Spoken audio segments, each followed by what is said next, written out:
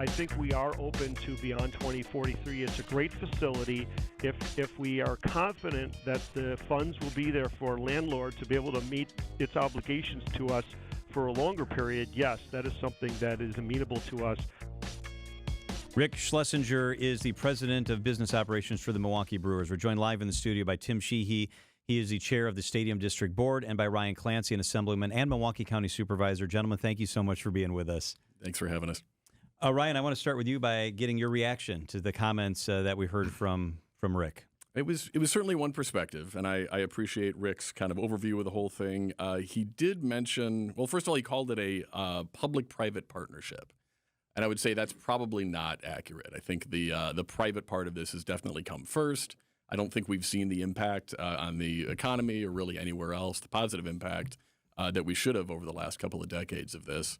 He also mentioned that he's not hearing, should we get it done, but how to get this done. And I'm frankly not hearing that. Certainly not at the local level, not at the state level either. And I think people are generally dissatisfied with the status quo. So do you think that this doesn't get done in Madison? I don't know. I mean, it certainly will not get done if there is an ask for local funds. So I'm a member of the County Board of Supervisors, and it is really tough to get us to agree unanimously to anything. We said unanimously that local dollars, and in fact dollars in general, should not be given to billionaires for projects like this. I guess I would just want to make sure I don't misunderstand your comments and perspective. You really think there's been almost no economic impact from having the Brewers and having Miller Park, now American Family Field, here in Milwaukee? There has been an economic impact, but if you talk to economists on that, if you read much of the stuff that's been written over the last 30 or so years, it's clear that if we, because the cost of this has been significant, right? It was about $400 million to make in the first place. I think the last 19 years of sales tax revenue generated over $600 million. And because it was a regressive sales tax, those dollars came in on the backs of our poorest working class residents. So I would say if we had invested $1 billion in education or housing or any one of a number of things, the economic impact there would have been far greater than putting it into a stadium and essentially making it a handout to billionaires. See, when I look at it as more than just tax revenue generated. I mean, there are jobs that are created out there, real jobs for people and other parts of that equation. And if there are really good jobs on the table, that's a different thing. So if you look, for instance, at the Fiserv Forum, it wasn't just a handout to billionaires. There were some strings attached to that. You had to have union representation. You had to have $15 an hour, not just in the construction of that, but ultimately in those long-term jobs. If those things are on the table, and I haven't heard those things, then that makes it a different discussion. Tim, your perspective. Yeah, my perspective is that cities like Milwaukee, states like Wisconsin are enhanced by having the opportunity to go to professional sports games. The Bucks, the Brewers, the Packers, those all enhance the quality of life. I agree with Supervisor Clancy. They're not the most important things for economic development, but they enhance it. And once you have them, it's very difficult to get them back if you lose them. And what's clear from an economic perspective is that playing baseball in Wisconsin generates about $25 million a year in tax revenue. 24 of that goes to the state of Wisconsin, or 25 of it goes to the state of Wisconsin. 24 is collected in sales taxes and income taxes. The county generates about $1 million in sales tax revenue. So it does generate a significant amount of tax revenue, most of which would go away, disappear if the team wasn't paying here. So I think the economics of this balance out from the perspective of, can we use some of that revenue to extend the lease for the ballpark and use that tax revenue to pay for those costs? And there I think you get some balance in the equation. All right, one more thing, then we got to take a quick break, and everybody else will weigh in after the news. Are you optimistic this gets done, or do you feel like Assemblyman Clancy that it maybe doesn't? I'm optimistic it gets done. There's a lot of work between now and when it gets done, but I'm optimistic this is going to get done. Tim, when I think about this, and I asked for a detailed list today and got it of what this would include. Things like concrete work, parking lot work, boilers, refrigeration, escalators. I mean, this isn't gold-plated faucets that we're asking for. No, this is like a 20-year-old home that needs a lot of improvements. And for the first 19 years, we spent about $1.9 million a year on capital improvements. Under the plan that we've laid out for the next 20 years, we're going to spend about $3.2 million. Now, the Brewers have come in with this new study from VSG that really kind of moves those numbers in a different direction, and they're talking about as much as $24 million a year spent on capital improvements. So why the big gulf between what we think we're going to need to spend and what the study said we're going to spend? I really look at it this way. If we're going to terminate the lease in 2030 and go to 5 2-year extensions, there are a lot of capital improvements we wouldn't make, just as you wouldn't make in a house that you weren't going to stay in. If the team's looking at extending their lease beyond 2040, then these capital improvements become really important. Escalators, roof, all the things that Rick was talking about, chillers and boilers, things that you might extend the life of if you weren't going to be there beyond 2030. So it's why we need to have the conversation now and why it's more expensive if we're going to keep the stadium playable for the next 20, 25, 30 years. Tim, a question for you and for you, Ryan. Does the location, the geography of the park complicate matters in achieving bipartisan support? Because it's a stadium in the Menominee Valley versus being downtown where maybe it's part of a larger district and it's bars and restaurants, hotels, and things that support the entire district. You know, again, I gave you the tax numbers. If we're collecting $24, $25 million a year in tax revenue, it's because there's hundreds of millions of dollars of spending going on. And if you think about Milwaukee, we are the only major league team, and matter of fact, we draw more than any other major league team from outside our metropolitan area.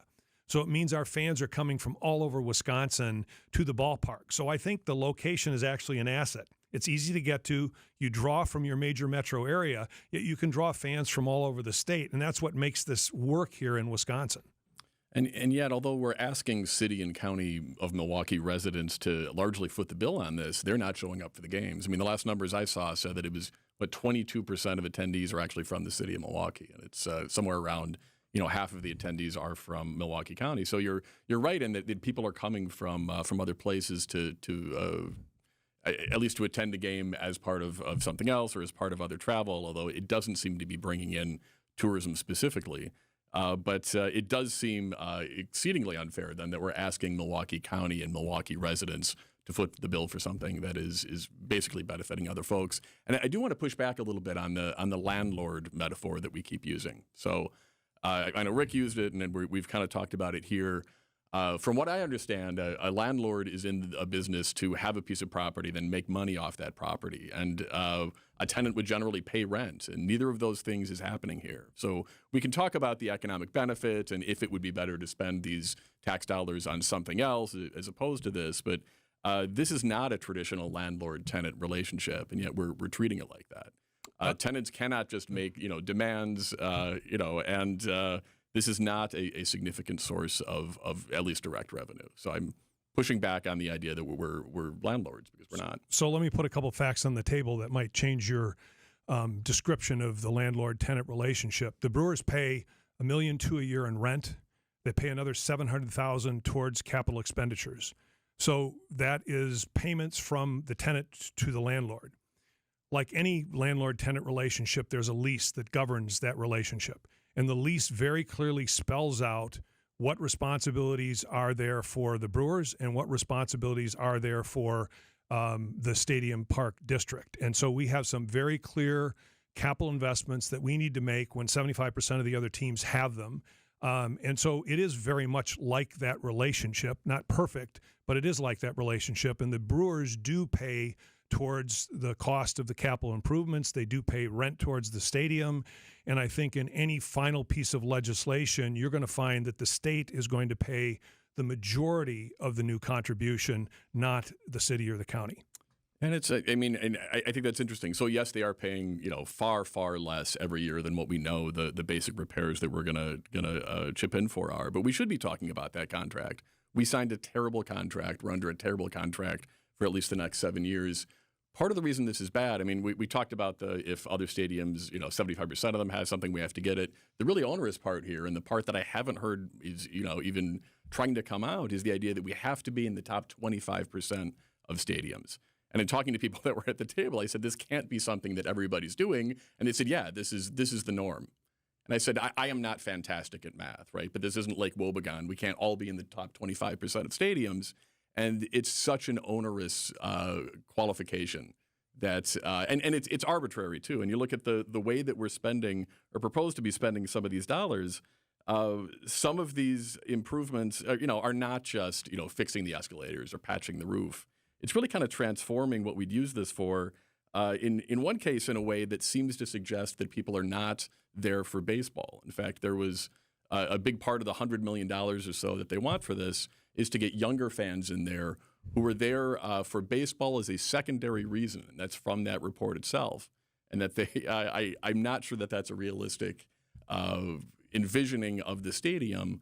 But when we're talking about this huge $450 million outlay, this is not just patching and fixing and sticking with our obligations as a landlord. This is trying to make the stadium into something that it wasn't intended to be. Ryan, let me ask you this. If push comes to shove and you have to choose one or the other, is it we come up with $450 and the Brewers stay, or we don't and we let the Brewers leave? Well, we just talked to Rick, who said very clearly that he wasn't pushing to leave. And I think there are things that would get me to vote yes on putting public dollars in here, right? We've talked about labor and working conditions. I'd also like to talk about getting a piece of the Brewers, right?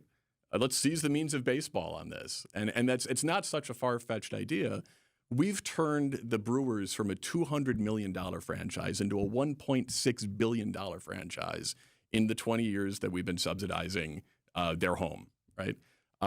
I'm all in favor of putting public funds into a team if we can get back a piece of that team, really solidify that relationship so that we don't have a race to the bottom with teams, casting around and trying to find the next market that they're going to uproot from their home and move to. All right, we're going to take a quick break. It's 4:44 at WTMJ. The conversation continues up next. We continue our conversation with Tim Sheehy. He is the president of the Metropolitan Milwaukee Association of Commerce and the chairman of the Wisconsin Professional Baseball Park District Board. Ooh, that's a mouthful. And Ryan Clancy, who is an assemblyman and also a Milwaukee County Supervisor. Thank you, gentlemen, for being with us. I think it was a mistake to sunset the tax, and we can't go back and fight that over again, but that at least provided a minimum revenue stream for maintenance and other things, and it cost the average person in this state $10. $10 a year. The average person in the 5-county area that was taxed, $10 a year. So the average person paid, my math's not great either, Ryan, $200 over the course of the whole thing, and at least provided a revenue stream. Is that something you would have been in favor of, Ryan, or is that a mistake and we should have sunsetted it earlier? Sales taxes are inherently regressive. So essentially when we were doing that heavily on our, poorest residents. So I'd be more in favor of a different method of collecting that. But the timing was terrible, right? It only ended 3 years ago. We were told at the time, we're good to go, we're free and clear. And now 3 years later, we're being asked for $450 million. So the timing is bad. Sales taxes as a mechanism is pretty regressive, but there should have been a better way. But here's another thing I have a problem with. So now in Milwaukee County, we're saying, okay, the financial fiscal pension thing was a disaster. And so now we're going to raise taxes to pay for that. But something that benefits a lot of people like the stadium, we don't want to raise taxes for that. I mean, it is tough times. We do need to make choices, and there's only so much money to go around. But yet, we talked earlier about the positions at the ballpark. There's 150 really well-paying white-collar jobs in that organization that disappear. There's a stadium that, if it goes away, will sit empty. It will be an albatross eyesore because we'll never get another baseball team in there. Yeah, so one way to look at this is that, the sales tax did its job for the time that it was in, and there was a promise up front when there was enough money to defease or pay off the bonds and enough set aside for the lease that was that's currently in place, that tax would sunset. And so you can, again, look at the revenue. We have about $90 million. We just spent $6 on a scoreboard and $4 on a control room. So let's call it $80 million left under the current lease. Again, if our plans are not to renew that lease and not to extend it, we can probably limp through the finish with the stadium, but we won't keep the team here long term. So if you don't like the regressivity of the sales tax, it's less regressive than people think because food's exempt. There are a lot of things that are exempt from the sales tax. But if you don't like that, then let's turn to the $24 million in income tax and sales tax that's in place already. We don't need new ones. And let's use a portion of that to fund the lease extension.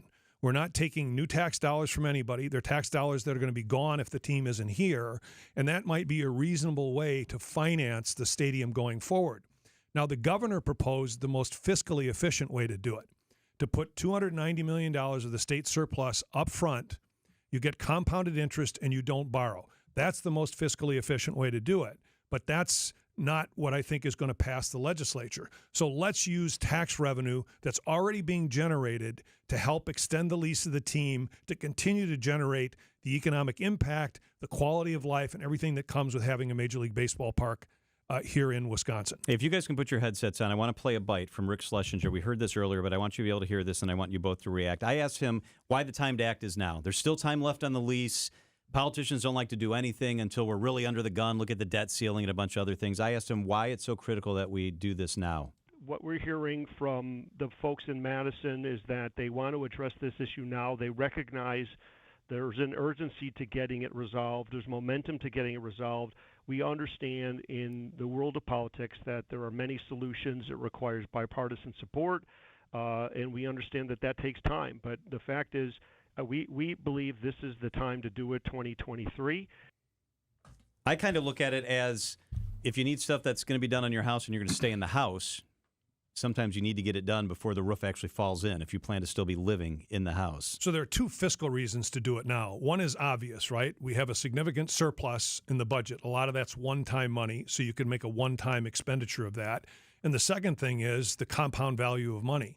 If you start seeding money now, it actually costs you less in the long run if you're going to extend a lease. Because if you start collecting now, you've got between 2023 and 2030 under the current lease. So it's kind of seed capital going forward, and we have a surplus, which is why the timing makes a lot of sense now. Ryan? No. So as one of those folks in Madison, I have not heard that. And in fact, very specifically, I've heard from many of my colleagues, we have 7 years to go. There's no reason to force through a bad deal now. And that's what that looks like. I mean, we also heard Rick Schlesinger say at the top of the hour that I view the stadium and Brewers as a state asset. I couldn't agree more. Let's make it a state asset rather than just viewing it that way if they want public funds. If not, we should be looking at entering compacts with other cities and saying, look, we're all going to agree not to give these massive handout to billionaires because it is frustrating. You talk to mayors from any other city and they live in fear of their own sports teams, even if they've only been there for a few years. It's no way to live. It's no way to allocate See, I don't funds. look at it as a handout to a billionaire. Sure. It's funding an asset that's part of our community. And Mark Antonazio, you said it was a bad deal, and it may have been. That's subjective. But he has a lease and signed a deal, and now we're all bound to honor that. And they're already talking about leaving if we don't re-up 7 years before it expires. That is not being part of the community. That's being a heard parasite. Rick say, you quoted Rick. Rick said that that's not a discussion that's going on. And I asked him a pointed question, will you leave?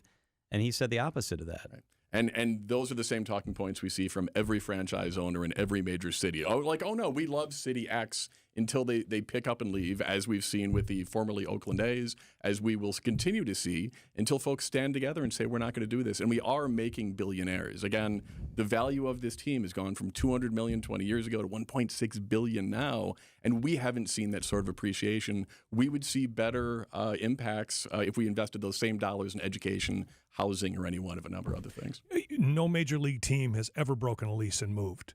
And so the best way to keep a team is to have a lease. And what we're talking about is how to fund that lease. And again, I don't think this is the most important economic development tool, but it is important to the quality of life. It's important to a lot of companies that recruit talent. And I think we can walk and chew gum, if you will, at the same time. I think this is a serious issue that owes discussion about what we do going forward. But I'm really hopeful that this community and state will come together and find a way to a financing package that extends Major League Baseball. If the rules change around the rest of the country, wonderful, but we can't play in a world that doesn't exist if we want to have Major League Baseball here. And Tim, we've seen cities and states kind of push the limits of the jock tax. In Tennessee's a great example. They tried it in 2009 and ultimately it was repealed in 2014. Cleveland tried something and it didn't really work. Are there ways to kind of put it on the teams who are coming in to stretch the limits of that to where you're not breaking the law and it's not going back to the court system, but it does help projects like this? Yeah, in a way, the line of sight that we have from Fiserv Forum was paid for by the increase in the income taxes that are coming from the players, both home and visiting, that play here. So players are taxed on what's called duty days, the number of days that they're here. So part of the $24 million that the state is collecting is coming from income tax that's visiting players are paying. If we don't have a team, we don't get that revenue. So if you kind of work within those bounds, I think you can address a lot of concerns that Supervisor Clancy has about where the money is coming from to pay for the extension of this lease. It's coming from income taxes from players that play here in Wisconsin, and I think that makes good economic sense. And we also I dispute a little bit the impact on tourism, because there's a significant amount of money that comes in from people who come here, Cubs fans, for example, Cardinals fans that come here to watch and spend money that they wouldn't spend in Milwaukee. All that allows us to take the burden off of the local taxpayer.